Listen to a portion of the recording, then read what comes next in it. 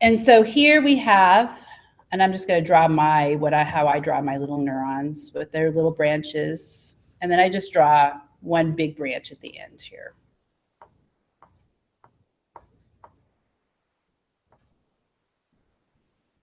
Okay.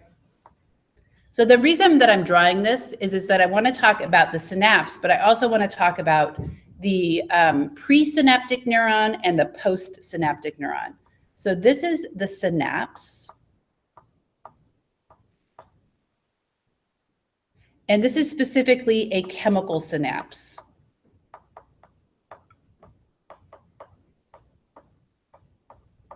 So a chemical synapse is where neurotransmitters diffuse across a space.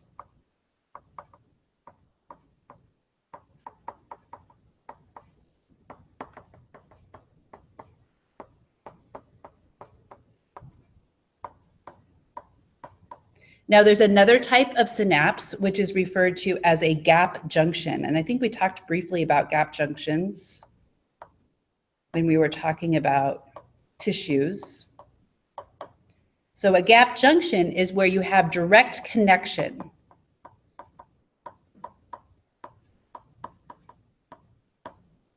But using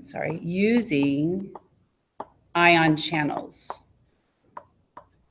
So there's a direct connection between the neurons, and ions flow from one neuron to another.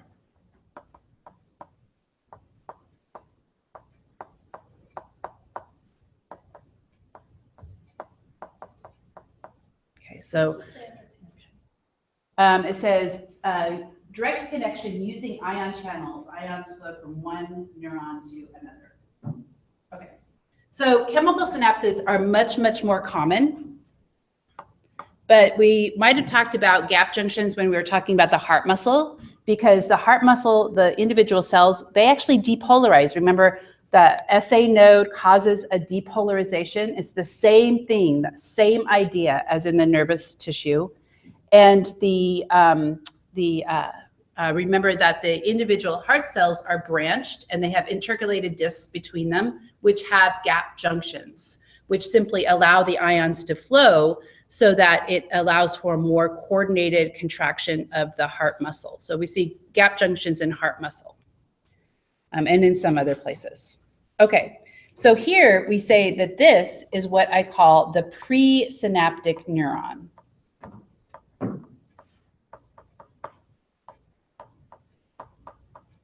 And then this would be my postsynaptic neuron.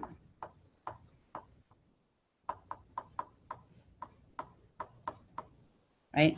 But it's important to realize that this one will probably, the second one right here, would probably be a presynaptic neuron to the next neuron. So we have a chain of neurons, right? So it just depends upon which one we're talking about is releasing the neurotransmitter and which one is going to bind the neurotransmitter. Okay. So we have these long chains of neurons that, say, for example, extend from your cerebral cortex all the way through your brain and then down your spinal cord. And then we have these long axons that extend out via the spinal nerves. Okay, so we have these chains of neurons. So if we look at what has to happen, here we can see that a neuron is actually synapsing with multiple neurons. And so it's not as simple as I drew. You could have hundreds of neurons that are forming chemical synapses with this one postsynaptic neuron.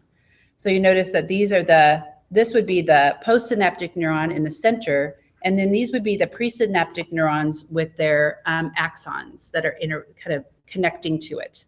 And so this is what it looks like when you take a picture of it using an electron microscope. Okay, so you can actually see the detail. So we're going to talk about how neurotransmitters are released and when they are released. Okay, so we're going to talk about the events here. So the first thing that has to happen is the action potential reaches the end of the axon. So I'll say that the action potential, and I'll just abbreviate like AP, reaches the end of the axon. Okay. At the end of the axon, there are channels that allow calcium to flow into and out of the cell. So the change in voltage causes calcium ion channels to open. So we haven't talked about calcium yet.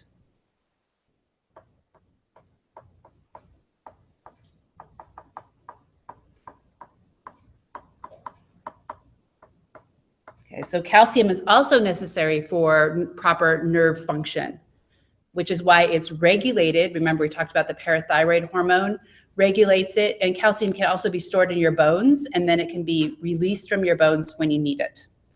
Okay, so the calcium floods in. So calcium floods in and causes what are called synaptic vesicles. That says synaptic vesicles to release neurotransmitters into the synapse.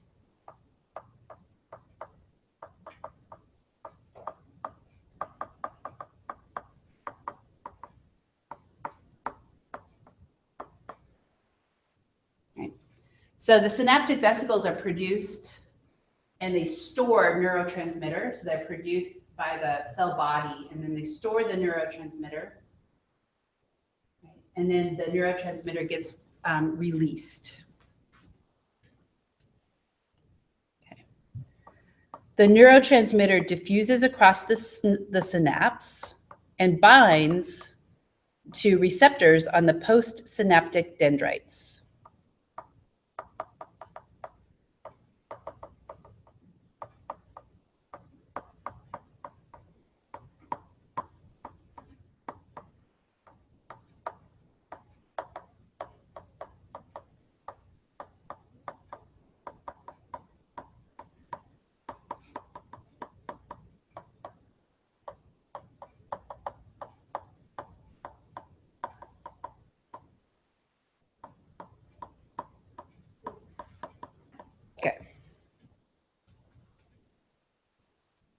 Okay, so if we look at a diagram of this, we can see all of these different events occurring, and you should be able to, for the quiz on Monday, yes? So the neurotransmitters bind to neurotransmitters? Oh, sorry, bind to receptors. Oops, thank you. Bind to receptors. I was just gonna And why did I had to write that long word out twice, didn't I? Bind receptors on, there needs to be like a abbreviation for neurotransmitters. Yep. Okay, so let's look at the diagram in your book. So this is a diagram you should study. Okay, so we know that this is the end of the axon, the axonal terminal, right? This is the presynaptic neuron, so that's what's labeled up here. We could also see that these are the synaptic vesicles that are filled with neurotransmitters, and they just sit there until they receive the signal to be released. And the signal is calcium. So calcium floods in, and then you'll notice that these synaptic vesicles are just membrane bound, and so their membrane can bind to the outer cell membrane, and then the neurotransmitter is released. And so this is the synapse, and it's diffusing across the synapse. Okay. And so if that neurotransmitter is excitatory, right? So if we have an excitatory neurotransmitter, sodium gates will open.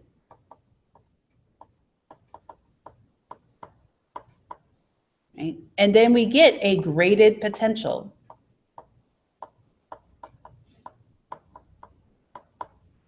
Right? So it's becomes slightly depolarized.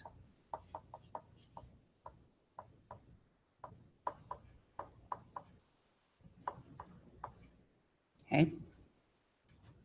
If it is inhibitory, however, so some of our neurotransmitters, and we're going to talk about neurotransmitters in a minute, are inhibitory and some are excitatory and some are either one depending upon where we're looking at in the body.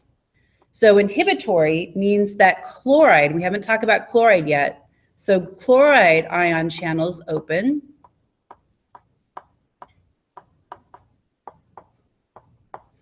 right? And we have this should say graded. We have a graded potential, but it is actually hyperpolarization. So it actually makes it more negative. So we have hyperpolarization occurring. So what that means is that this inhibitory neurotransmitter is moving the next neuron away from the thresholds.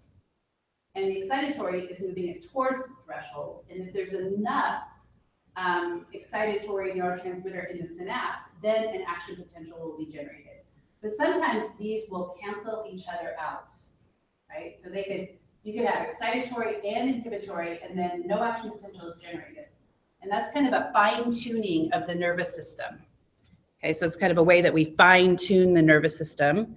And so if we look at, this is referred to as synaptic integration, okay? Synaptic integration means that we have inhibitory, they call these, this is a long word, this is a long phrase, but they use it a lot. So inhibitory post-synaptic potential. Okay, you can abbreviate this as IPSP, and they do it in the book, IPSP. Okay, so this moves the axon, or excuse me, moves the neuron away from the threshold.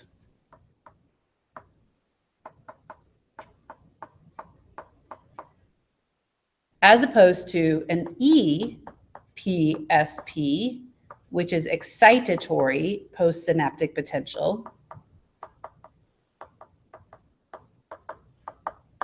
Right, so IPSP versus EPSP, just the excitatory versus inhibitory. And this moves the neuron towards the threshold.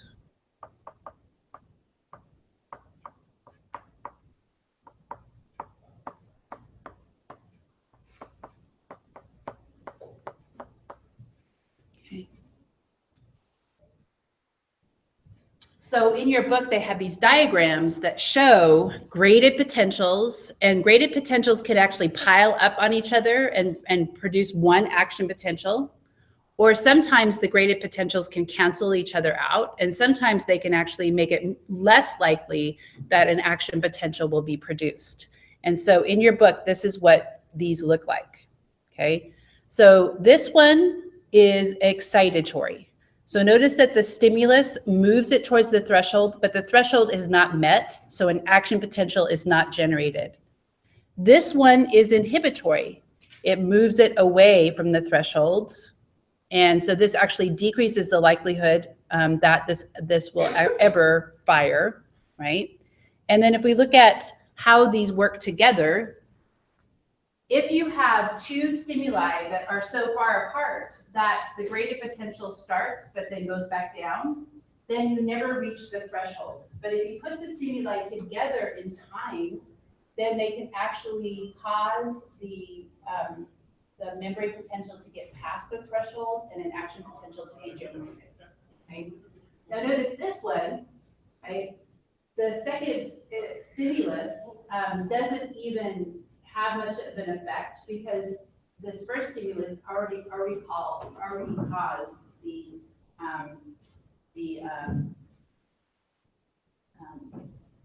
membrane to reach the threshold. And then this would be the inhibitory, and this is excitatory and inhibitory canceling each other out.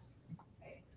So you want to think about this in terms of like activity in your brain, right? So you don't want constant firing of the neurons, and you don't want us to be so unstimulated that we're like sitting around doing nothing and drooling, right? So you want to be like pretty normal, right? And so we've all kind of seen people that seem to be too excited, right? And then we've seen people that may be depressed and are on or depressants, right? Or taking something that makes them super depressed, right? And so it doesn't look like there's lots going on in their nervous system, okay? And so we want to kind of balance these out. And that is the role of the different types of neurotransmitters in your body, okay? So we're going to talk about the different neurotransmitters. And before we do this, we're going to talk about their action. So we're going to talk about the action. And this is a type of classification. So it's how they act. Okay. The first type of action that a neurotransmitter can do is direct. It's called direct because it binds directly to the gated ion channel.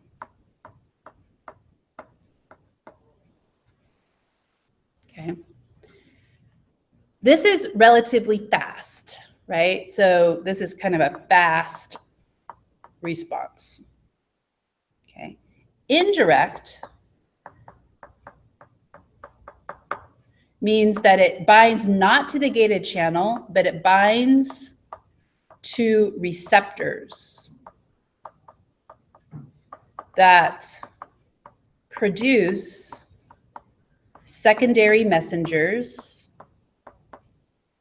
And the big secondary messenger that we sometimes use in our cell is called cyclic AMP. And I'm not going to go into details about this, okay? But CAMP is a secondary messenger, which eventually open up the ion channels.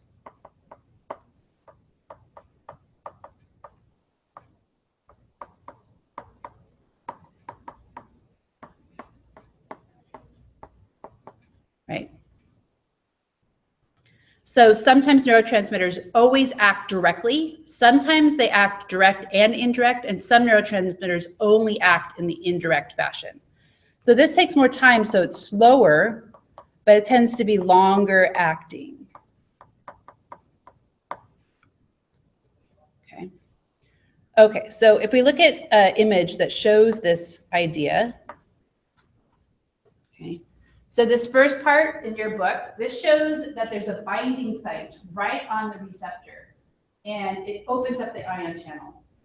This one shows that the neurotransmitter actually has to bind to a receptor, right? And then all these secondary messengers have to take place. And this is the cyclic AMP that is eventually produced, right? And then this will open up the channel. It can also cause other things to happen in the body, like it can turn genes on and turn genes off, right? And so this is the second way that neurotransmitters can act. Okay, so the first type of neurotransmitter that we're going to talk about is called acetylcholine.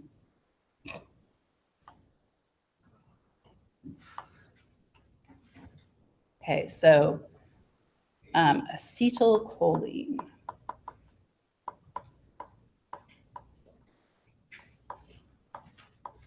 Okay. So acetylcholine acts directly on skeletal muscles. So its action is direct in synapse between skeletal muscles and neurons.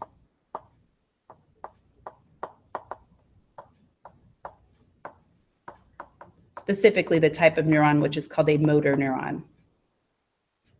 It's also excitatory in this particular instance, right? However, it has another function, and it functions in the autonomic nervous system. So we talked about autonomic, sympathetic, and parasympathetic. So it is the parasympathetic neurotransmitter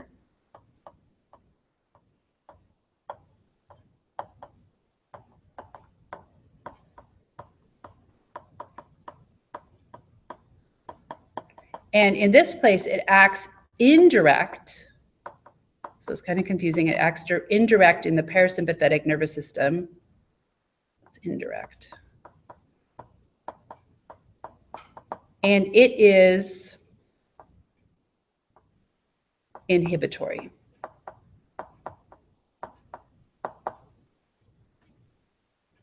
Okay. So like the neurons that come down from your brain and go to your heart and go and influence the pacemaker, it would actually inhibit. So it would actually slow down the heart rate. So it would slow down the heart rate and kind of shuts everything down. And so we know that why this works and how this works because chemical weapons, including the nerve gas sarin, and I'm not sure if that's the nerve gas that's in the news today, but the nerve gas sarin, what it does is it inhibits the reuptake. Actually, not the reuptake, sorry, inhibits the breakdown of, and you can abbreviate this as ACH in the synapse. So we actually have an enzyme that breaks down acetylcholine, which is called acetylcholine esterase. So you see that ACE at the end is actually an enzyme. So once we put the neurotransmitter, it can stay there and it can continually bind to the receptors. And so we have to remove the neurotransmitter from the synapse. So with acetylcholine, it's an enzyme that's in the synapse that breaks it down, and then it is recycled by the neuron. The postsynaptic or the presynaptic neuron takes it back up, right? So what nerve gas does is it inhibits this enzyme, and so acetylcholine stays in the synapse. And so it would cause rigid bodies, right? So your body would go rigid because all of the acetylcholine between your skeletal muscles and your motor neurons stay there. And then it would also shut down your heart, and it would shut down your breathing. And so your heart would just stop, and your breathing would just stop, and you would die, right? And so that's the nerve gas. Specifically, this was the type of nerve gas that they were incinerating at the Umatilla Chemical Depot, that they kind of finished that. Getting rid of our stores of chemical weapons. Okay, so that's an example of a neurotransmitter. That is kind of a neurotransmitter that is in its own class, right? So you can, in your book, they have these different classes of neurotransmitters, and so acetylcholine is in its own kind of group. Okay, the next group of neurotransmitters is called the biogenic amines. Let me get my notes here. So these are probably some neurotransmitters that you are familiar with, maybe if you've taken psychology. And so this includes dopamine, epinephrine, norepinephrine, serotonin, and histamine. So dopamine, norepinephrine,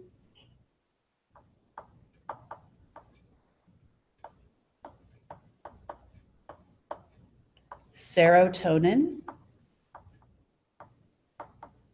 and a weird one because histamine is involved in the allergic response, but it also has some function as a neurotransmitter. Okay, these are all indirect. Okay, dopamine and norepinephrine are mainly excitatory.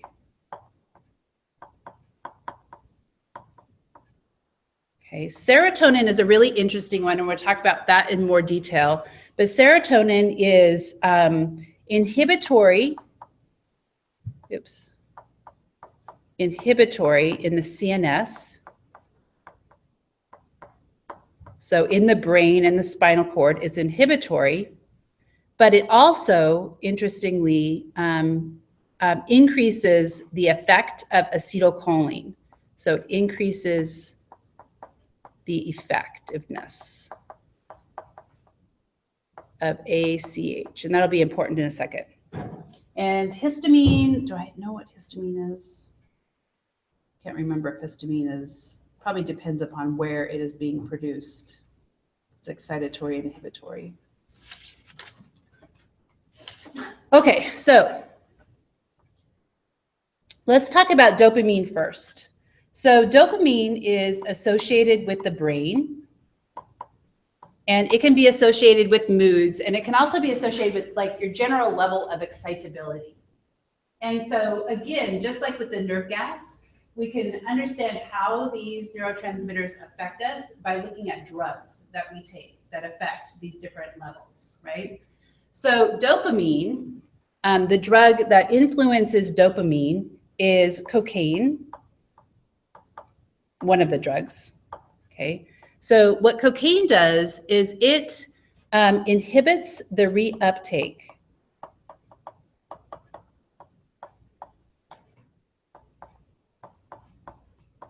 of dopamine from the synapse. So what that means is that the dopamine stays there, right? And it constantly causes action potentials to be produced. And so the cocaine rush is due to more action potentials being produced. Okay. Now, we do not want to be under a state of like continual rush, right? Because we just can't function that way. And so our bodies will withdraw. So in the withdrawal of cocaine, from cocaine, the body decreases the production of dopamine to try to maintain homeostasis.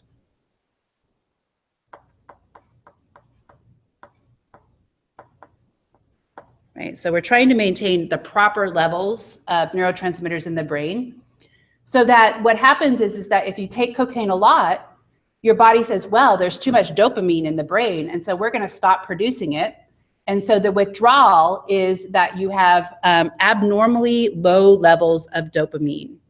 So during withdrawal, there's abnormally low levels. Okay, and we can see this by looking at PET scans, which measure activity in the brain. And so one of the interesting things is that under normal circumstances, people, you know, have a pretty active central nervous system. That's not what I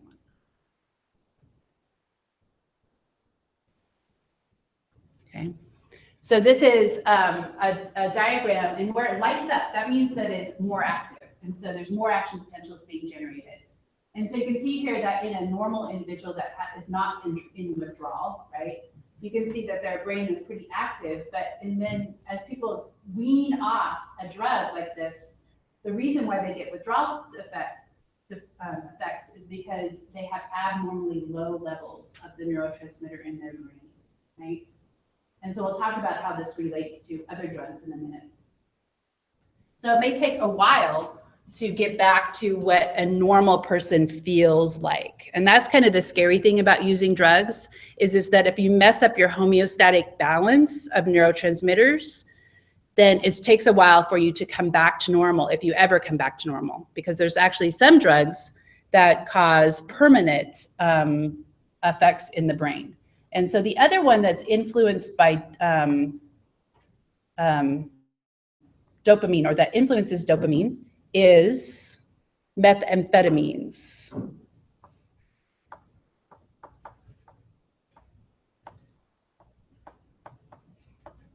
So methamphetamines actually have two effects.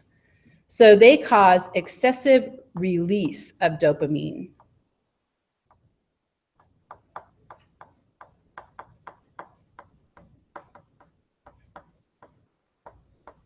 So they don't inhibit the uptake, but more dopamine is released.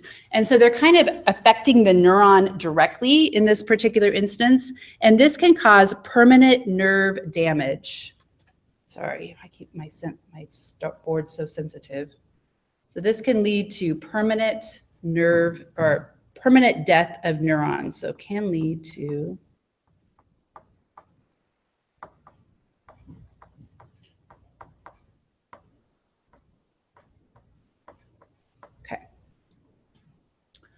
So sometimes when people have been on methamphetamines for a long time, they get shakes. And that is actually, it's almost like Parkinson's disease, where their hands will shake.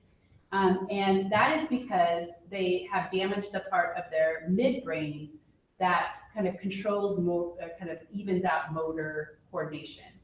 And so another disease, which is actually related to dopamine, is Parkinson's disease, right?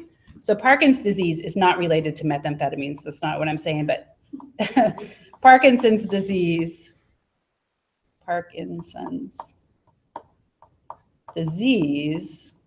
right, is where they have abnormally low levels of dopamine because there's death of neurons. And so sometimes the effects of taking methamphetamines mimics what we see in Parkinson's disease.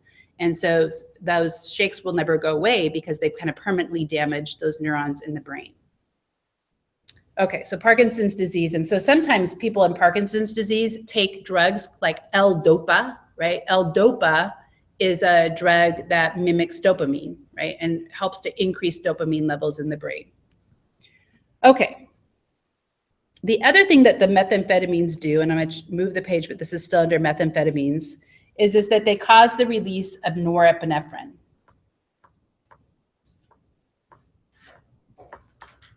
Oops.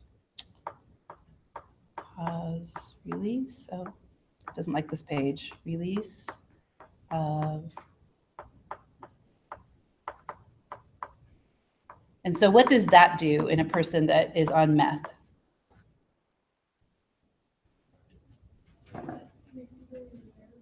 It makes you stay up, right? So you're awake like all night long. And the thing about methamphetamines is that, you know, they were generally used by, like, at least what I've read, is that they were used by long distance truck drivers because they could stay up all night, right, and drive.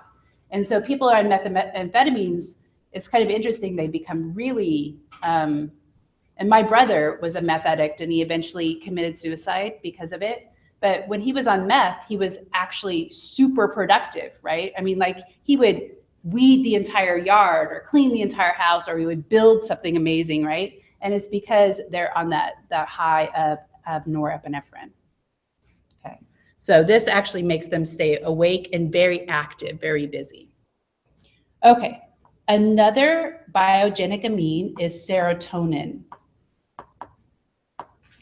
And serotonin is interesting because it also affects mood, and it seems to be related to anxiety. So serotonin, remember, I put that it's inhibitory in the central nervous system. So we have what are called SRIs, which are called serotonin reuptake inhibitors. So you might know some of these from their commercial name.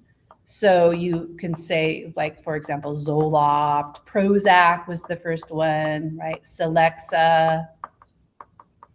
So these are like the Yes, they're antidepressants. Okay. So the interesting thing about them is you think, well, serotonin is an inhibitor. So why would you want to increase the amount of serotonin in a person's synapse? And so the answer to this is that this treats anxiety. And what happens when a person is depressed is it might look like they're doing nothing, sitting on the couch, right? But it could be that their mind is going 1,000,000 miles an hour and they're just so fearful of getting up and doing anything. And so therefore it looks like they're not doing anything, right? So it's generally used to treat anxiety. And it also, if you've ever taken it, one of the effects that it has is it like makes you want to move. So like if you take it at night, sometimes it'll like make your legs want to move. And so you'll be really fidgety, right? Because it actually is excitatory in the skeletal muscle, right? So it treats anxiety and then it increases movement. So it's really hard to like lay on the couch when you have serotonin in your body because you want to get up and move. Okay. And so those are like cocaine in that they inhibit the reuptake of the serotonin from the synapse. Okay, so the last group that we're going to talk about are the, actually, no, we have a couple more, sorry. The amino acid group. Okay, so these were biogenic amines, and these are just amino acids. And the one amino acid that I want to talk about, actually there's two of them, is one is GABA. Okay, and GABA is short for gamma aminobutyric acid.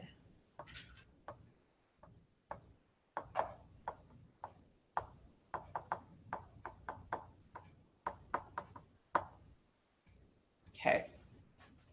This is the main inhibitory neurotransmitter in your central nervous system. So serotonin is one, but this is the main one.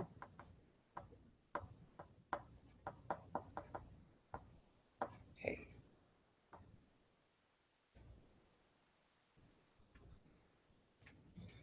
The drug that affects the levels of GABA would be Valium. Right? So if you, unlike the SRIs and anxiety and depression, like if you're having a panic attack, right, and you can't settle down and you're, crazy, then you could take Valium, and Valium increases the amount of GABA in the synapse. Okay. The other amino acid is glutamate, which is an amino acid. And glutamate is actually one of the most important neurotransmitters in learning. So I'll just put it's important in learning. And what learning is creating new synapses.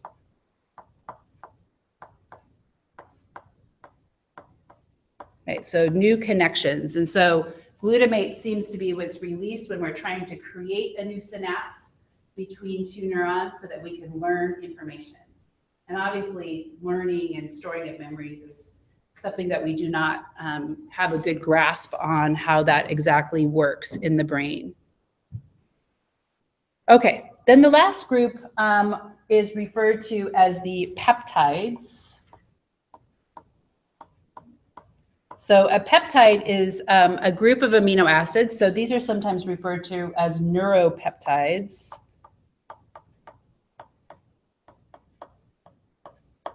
And this includes endorphins.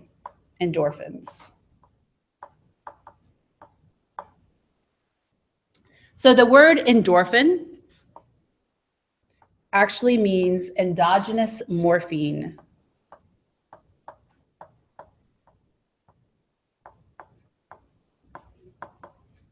So this is natural painkiller.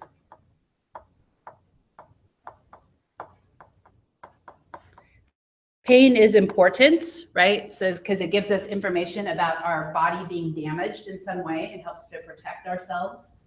Pain and long-term pain, right, can sometimes be modified and mediated by endorphins. And so the drug that directly affects endorphins is heroin. And so heroin has a different mechanism of action than any of the other ones that we've been talking about, in that this mimics endorphins. So what that means is that it can bind to the same receptors.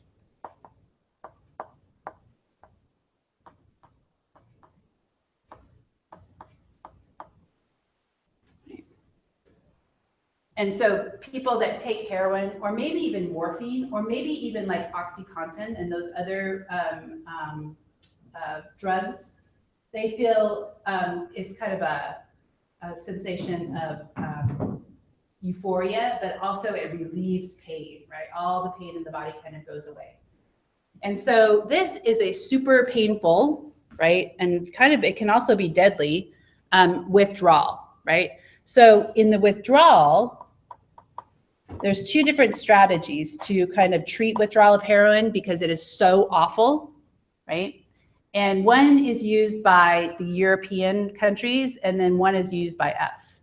So in Europe, they use maintenance doses of heroin. And they try to wean it off.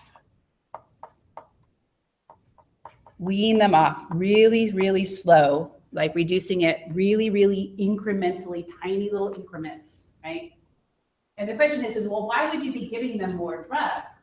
But in reality, just like with cocaine, a person that is withdrawing is not normal, right? So their brain does not, and their central nervous system do not have nearly enough endorphins because endorphin production has been shut down. And so really a maintenance dose is not getting them high. It is just getting them back to where a normal person would be, right? And so in the US, we don't use heroin. What do we use? Does anybody know?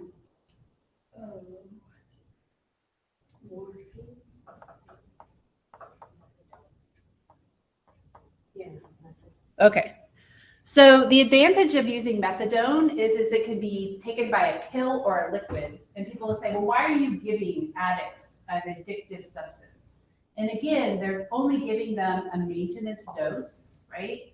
And the advantage is that they don't have to use needles, right? So methadone clinics, you don't have to give them clean needles. In Europe, they have to give them clean needles. And the reason that they do that is that they're trying to prevent the spread of hepatitis, and they're also trying to prevent HIV infection, right? So they're trying to kind of prevent heroin addicts from then getting HIV and then developing AIDS and then costing society a lot in terms of, you know, what they've taken away from society, what they could have done as, you know, normal individuals, but also just treating them medicinally. And so methadone is they say, why are you giving methadone is just as addictive as heroin, right? But it doesn't have to be shot into the circulatory system. You don't have to use a needle for it. So do they eventually wean them off? They try to, yeah. And so it takes a long time to do that. In the US, we don't have the clean needle system, do we? I don't believe so. I don't think we give out clean needles. Does anybody know methadone clinics? If you go to, they call them methadone clinics, right? And so, I know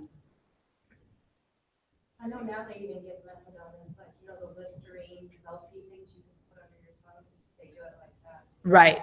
So I don't think they give you clean needles. When I was little, they were still using needles, but they're not anymore as a pill form.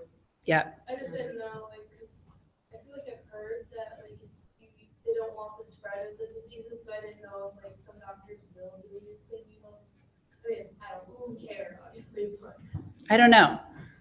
That's a good question. Does it have heroin in it, like a small? Or what? I think it's a different chemical that acts just like heroin. Yeah. Synthetic. Okay. So those are the neurotransmitters and the idea of withdrawal. So we need to talk a little bit about some nervous system terminology before we get to talking about the central nervous system and the peripheral nervous system. So when we talk about the nervous system tissue, we can say that we have white matter.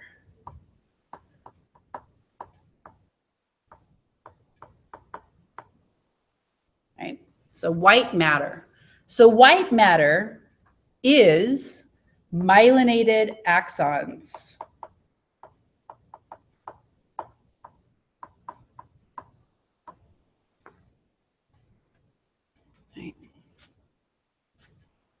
So the myelination is insulation, and it's very fat, because what the myelination is essentially just a Schwann cell that's wrapped itself around the axon many times.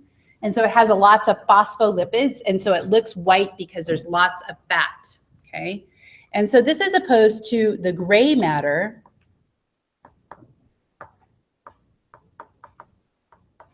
which is the nerve cell bodies.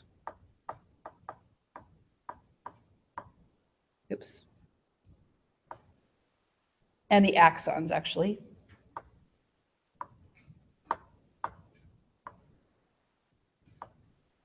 or dendrites, sorry, nerve cell bodies and dendrites. The dendrites are not myelinated. Okay. Okay, so if we look at other terminology, we can talk about a nerve fiber. Okay, a nerve fiber is one myelinated axon.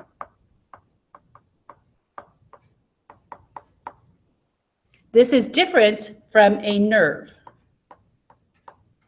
A nerve is a bundle of myelinated axons.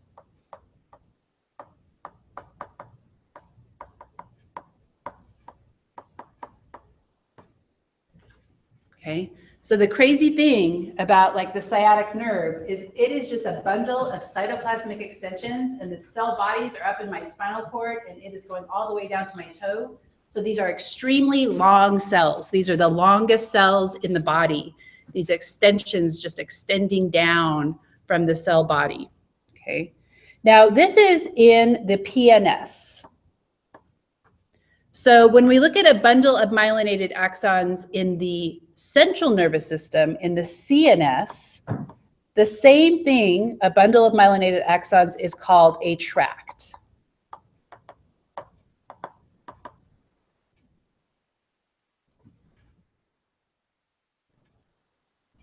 So we do not have nerves in our brain. We have tracts in our brain. We do not have nerves in our spinal cord. We have tracts.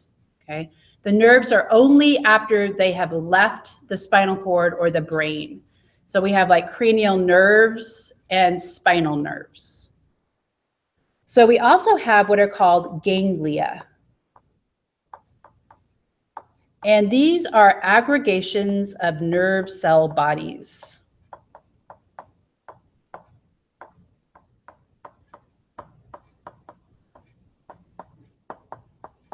And this is a PNS terminology, right? So after the spinal nerves leave, sometimes they synapse with cell bodies in the ganglia. So there's like a bunch of ganglia that run right down by your spinal cord. And then there's also ganglia that are near the organs where the nerves are going to innervate. In the central nervous system, this has a different term, and these are called nuclei. Ooh, this is kind of a bad term, right? But nuclei means nut. And so the nuclei would be like gray matter in the white matter of the brain. So it kind of looks like a nut, right? Or a central body. And so this is aggregations of nerve cell bodies. And I'll add something to this part. I'll say that it's gray matter embedded in white matter. It was white matter, sorry. T, two T's, white matter. Okay.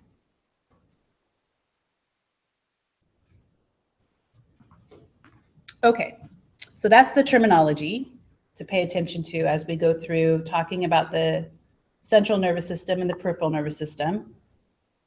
So I want to talk about how the central nervous system is organized and its development. And so we have what is referred to as a forebrain.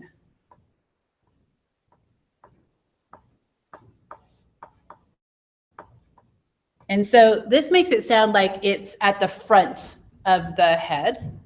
But our brain, when it develops, it actually kind of folds back on itself. And so our brain starts out as nervous tissue that looks like kind of like this. And then this part enlarges. And so the forebrain would be like this part. Okay, so this is the front of the hollow dorsal nerve cord in the embryo.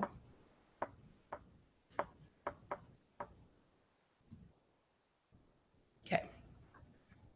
So in the forebrain, we have what is called the telencephalon.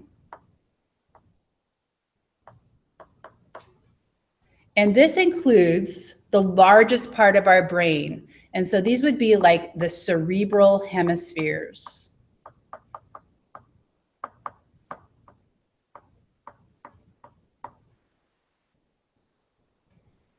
So that's like the left and the right hemisphere. And, you know, they're part of the forebrain, but they kind of encompass the whole thing. And I'll show you a picture of that in a second. And then we have what is called the diencephalon. Right? And this is the rest of the forebrain. So this includes the thalamus, the epithalamus, which is also sometimes called the pineal gland, and we're going to talk about that in detail, and then the hypothalamus.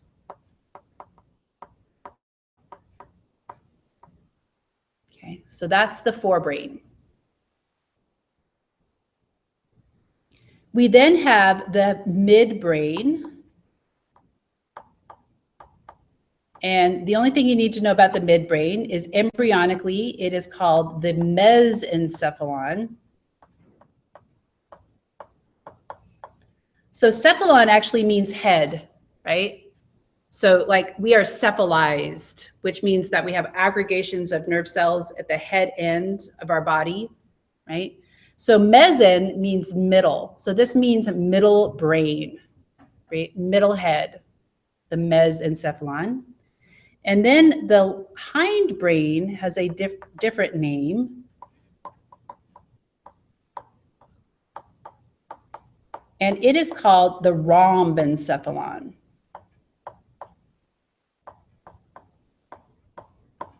And I don't know what rhomb means, actually. Should look that up sometime. But this would be things, and I'm going to talk more about the midbrain later, but this would be, for example, the cerebellum, the medulla oblongata,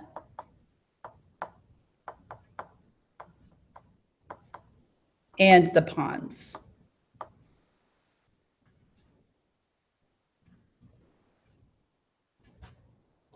Okay.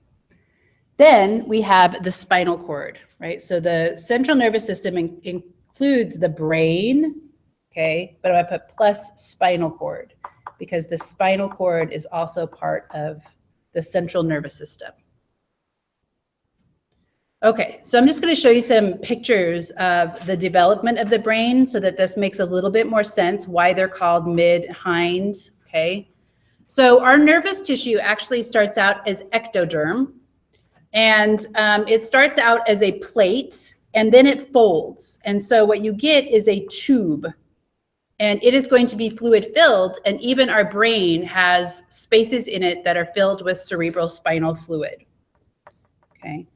Then what happens is that you get this neural tube forming, and this becomes the head end, and then this becomes the spinal cord. So here's my neural tube. Okay, and then this is what, oops, not too far. This is the organization.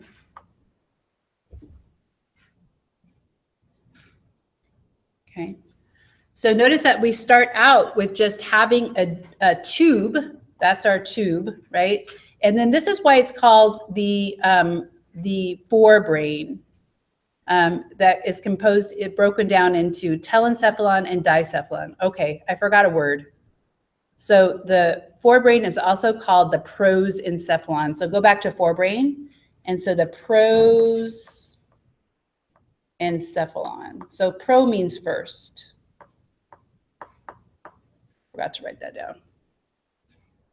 Okay. Okay. So what happens with our big forebrain is it is too big, and so it folds back. And what happens is that the midbrain and the hindbrain actually end up inside the forebrain.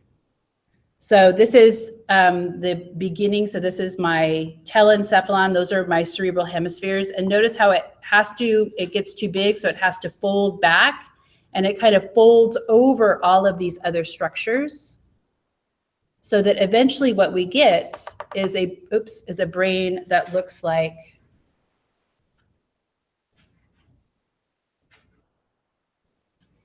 am I going backwards or forwards. There we go. A brain that looks like this. Okay. Okay. So you're saying, why is the diencephalon not the midbrain, right? Because it's in the middle, right? This is the thalamus. This would be this is actually the hypothalamus. That's actually the pituitary gland, right? The epithalamus would be in there. And it's just because of the way that it embryonically develops, right? And so this is called the hindbrain, right? And you're thinking, well, why is it called the hindbrain? But if we were four-limbed creatures, right, if we were like this, then it would be behind the forebrain, and the forebrain would be in front. But it's just that we're vertical, so now it's actually inferior, right? It's not really actually behind, it's underneath. Okay, so we will stop there for today, and then we're going to talk about the anatomy of the brain next week. So remember to study for your quiz, which is on Monday.